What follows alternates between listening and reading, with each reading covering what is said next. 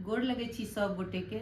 हम छी कल्पना झा। आई हम अपने लोकनिक बीच एकटा बहुत पुरान लोकगीत प्रस्तुत कर रहल छी।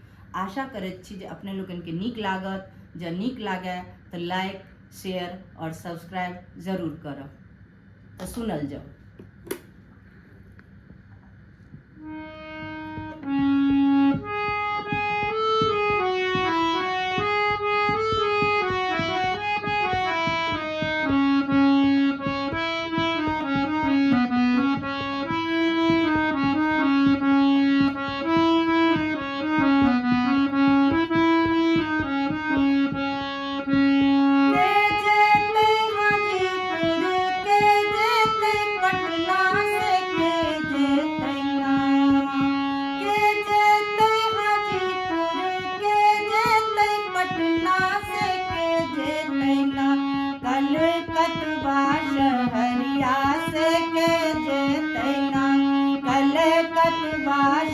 हरिया से के जेतैना